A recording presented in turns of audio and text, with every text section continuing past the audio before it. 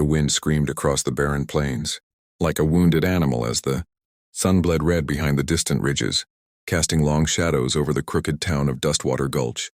a place where hope came to die and whiskey was the only god whose prayers were ever answered. And inside the dim, smoke-choked saloon where the wooden floorboards groaned under the weight of broken souls, young Alara Weston scrubbed tables with trembling hands. Each stroke of her rag,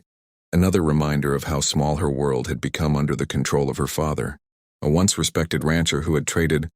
integrity for addiction until the bottle became his closest kin. And though Alara hid it well behind lowered lashes and quiet obedience,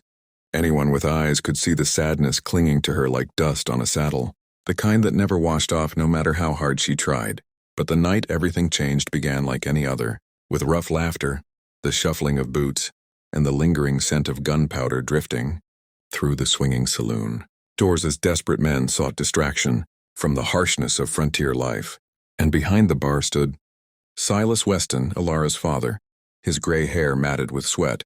his bloodshot eyes darting from bottle to bottle like a starving wolf guarding scraps, his fingers trembling not from age but from the clawing hunger of his need for one more drink, just one more taste of the amber poison that had dismantled everything he once was. Alara tried to avoid his gaze as she wiped down the tables,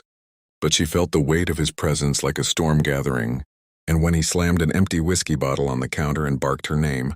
she flinched, not because she feared he would strike her, but because she feared what he would say next. For there was a madness in him these days, a desperate, cornered madness she recognized all too well. When she approached, tucking a stray strand of hair behind her ear, Silas leaned in close, whiskey breath hot on her face as he growled about debts and obligations, about how men like him didn't survive without making hard choices. And though the words hit her like a slap, she steadied herself the way she always did, telling him everything would be fine, that they could find a way to pay off what he owed without her being involved. But Silas only laughed, a sharp, cracked sound with no humor in it, saying that she, his only daughter, was worth more than anything he had left, that she was the only bargaining chip he possessed. And before she could retreat,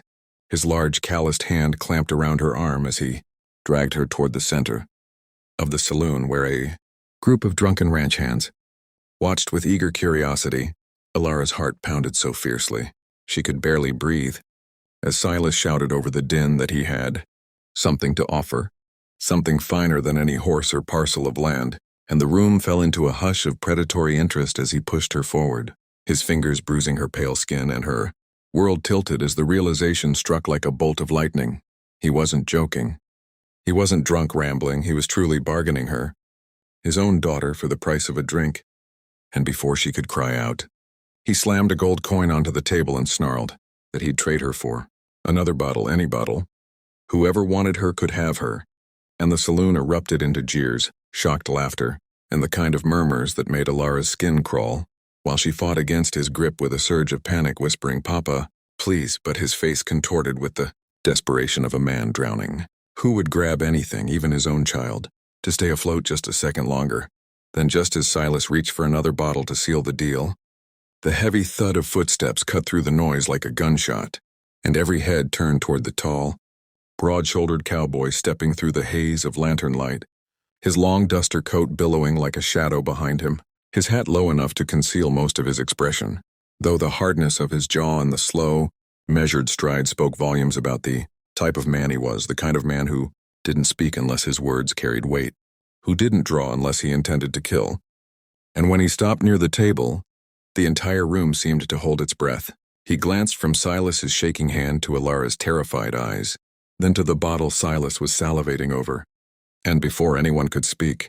the cowboy tossed 2 gleaming gold coins onto the table, the clink echoing like thunder as he said in a voice low and steady, "I'd pay double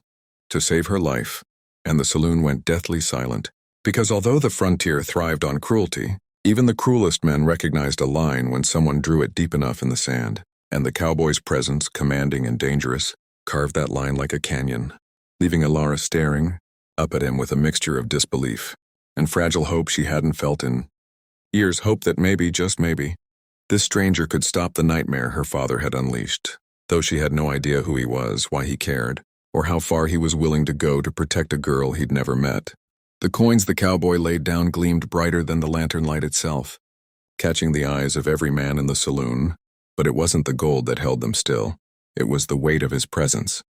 the way he stood like judgment carved into flesh, unshakable and cold as mountain stone. And Silas Weston hesitated for the first time that night,